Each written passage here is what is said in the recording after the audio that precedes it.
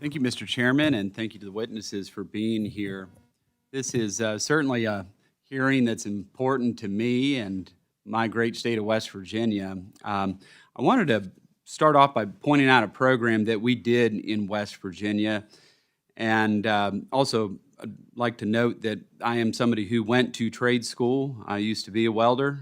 I actually started off in a mining operation, and somehow I got here. But in any event, a program that we set up, and I used to be the state treasurer of West Virginia, was called the Jumpstart Savings Program. And what this program allowed, and I found this in my own career, is that it wasn't so difficult perhaps paying for the education itself, but it was after graduation, the incurred expense getting into the workforce. Now, this might not necessarily be the fact, certainly for Mr. Parker and Toyota and the program that they have, but I'll give you an example in that field would be an auto mechanic. So when an auto mechanic comes out of school, they're paying for all their own tools, right? And those can be thousands, tens of thousands of dollars. It's very expensive to get going. And we started this program called the Jumpstart Savings Program that allowed individuals even before college, or pardon me, before trade school, to put money away to save for tools, equipment, licenses, certifications, and new business startup costs. So licenses, you could think of CDLs and things like that.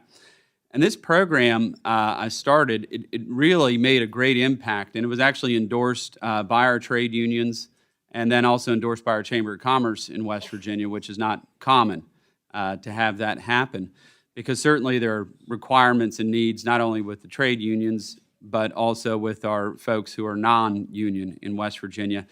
And so this allows them to save money. We had hundreds of participants in this program already, but there are inherent barriers for a lot of folks to get going in the workforce. If you're from a rural state like mine, and even though perhaps the unions might supply a lot of the tools and equipment that you might need, you don't have a vehicle, right? And that becomes difficult to be able to get around. We don't have public transportation in West Virginia, right? It's, if you don't have a vehicle, you're not going to work.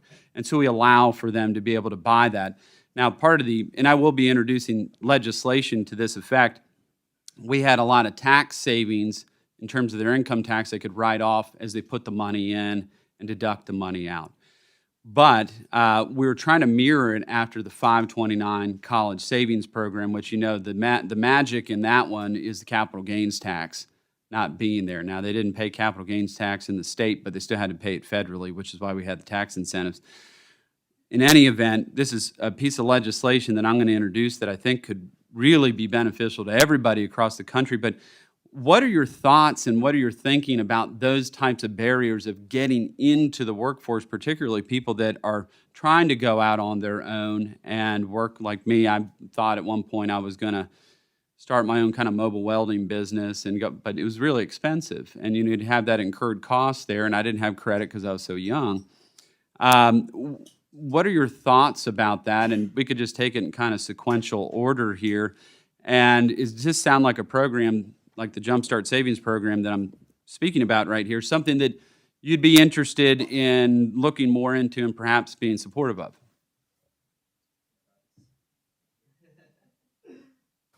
Thank you, Congressman, for the question. I absolutely do believe that we need to be thinking about those barriers that students face after college in terms of getting into the workforce. And I often think there's not enough attention paid to what are those next steps, those next expenses that you need to undertake, particularly around licensing. You know, what fees do you need to pay for the license? You know, how long do you have to spend before if you have your education, before you can actually work independently in that field? And I think that sounds like a very interesting proposal. I'd very much be interested in learning more. I would also note that one of the benefits of the 529 program is to provide a ready-made savings vehicle to get people thinking about, you know, these expenses that are going to come down the road, so that they're not necessarily surprised with a huge bill that they're not able to pay. So I would absolutely be willing to chat more with your office about that proposal. Now you just remind me of something that was really interesting, because I ran the 529 college savings program for the state, and we found all this stagnant money where people just stopped going to college, and we created a tax-free rollover where they could roll their 529 money into a Jumpstart account and then go to trade school instead, where they've stopped going to college because for whatever reason, they didn't see the utility in it. But in any event, please, Madam President. Congressman Moore, I could see the tremendous benefits of having an investment such as that. I can think of one example from our college in particular. Cosmetology is often held up as a low-wage job, and it might be if you go to work for Supercuts that's inside of Walmart. But most of our students are going to become entrepreneurs. They're not reflected in the wage data because they are business owners. So having a fund available to help them with startup costs, as minimal as they are, makes a huge difference. I have another example of a rapid training program that we have in Alabama called Skills for Success. We also have a foundation called Paths for Success Foundation, which does just exactly those kinds of things. We had 5 men go through our heavy equipment class who were in a recovery program. So the Paths for Success Foundation was able to buy some tools and safety shoes and things like that for them, which made a difference to them because they could not have done that on their own. So that sounds like an idea that's really worth pursuing. Yeah, and to be clear, cosmetology, any of these, I mean, you could be a chef, you could be, it's all eligible in the state where we do it. Congressman Moore, thank you for the question, and I completely agree. This sounds like a very well-targeted proposal. We would love to explore it with you more.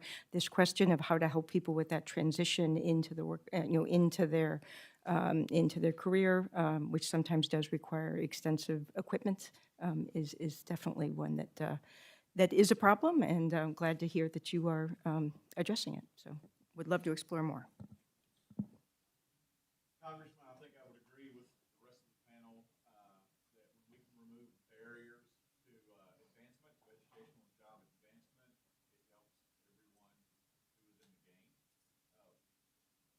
In Fame, as an example, we actually there we go. In Fame, as an example, in our employer-led collaboratives, we actually cooperate with all of the parties that are playing to understand what those barriers are and how we can work together, whether that's through a formal process or an informal process, to help students get beyond that. In principle, I think we would support any action or act that would help to further remove those barriers. Well, thank you all for that. Thank you for the answers to the questions. And unfortunately, you can't co-sponsor things, but maybe some of my colleagues, if they're interested, might want to think about it. So with that, I yield back. Thank you, Mr. Chairman. Fantastic. Thank you so much.